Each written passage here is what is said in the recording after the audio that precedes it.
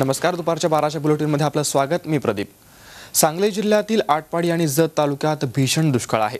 पाण्यासाठी लोकांची भटकंती सुरू आहे, तर जनावरं पाणी आणि चाऱ्यासाठी तडफडू लागली आहेत. शेकडो एकरावर पिकं वाळून गेली आहेत. 112 टँकरनं पाणी पुरवठा केला जातोय, तर 20 ठिकाणी चारा छावण्या सुरू केल्यात. पण या ठिकाणीही पाणी आणि चाऱ्याची मोठी टंचाई जाणवतीये. आटपाडी जत तालुक्यात भीषण दुष्काळ.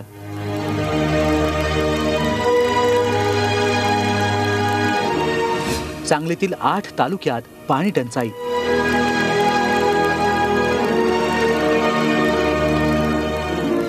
पाण्यासाठी लोकांची वणवण. जनावरांच्या चारा पाण्याची अवस्था बिकट.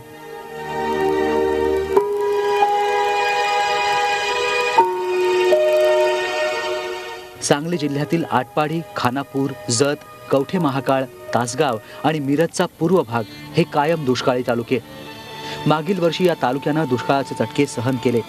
निसर्गानंही अवकृपा केल्यानं समाधानकारक पाऊस पडला नाही. त्यामुळे यावर्षीही दुष्काळाची भीषण परिस्थिती कायम आहे.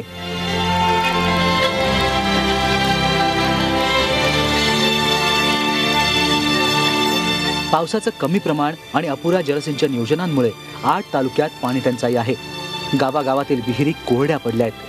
300 फुटाखाली बोअर मारलं तरी पाणी लागत नाहीये. पाण्याचे स्रोतच आटल्यामुळे पिण्याच्या पाण्याचा प्रश्न गंभीर बनलाय. तर पावसाअभावी खरीप आणि नंतर रब्बी हंगामातलं पीकही वाया जात आहे. शेती आणि जनावरांचे हालही प्रचंड होत आहेत.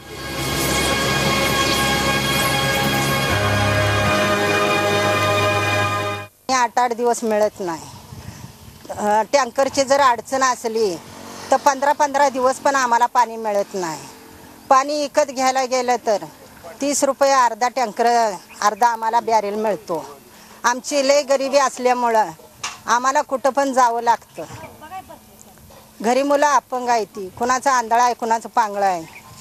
त्याकरता आम्हाला टँकरची वाट बघावं लागते. कधी 4 दिवसांना 5 दिवसांना पाणी येते, ती बी पुरेशी मिळेल का नाही याची गॅरंटी नाही. आणि रोजगारामी जी कामं नाहीत, कुठे कामाला जायचं झालं तरी काय नाहीच.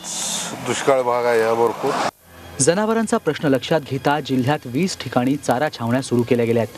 त्यात 26,600 जनावर आहेत. एकट्या आटपाडी तालुक्यात 19 तर कवठे महाकाळमध्ये 1 छावणी सुरू आहे. मात्र पाणी 4-4 दिवस मिळत नाही. पाणी मिळालं तर तेही कमी असतं. चाऱ्याचीही तशीच अवस्था आहे. शेती अडचणीत आल्यानं रोजगाराचा प्रश्नही बिकट बनलाय.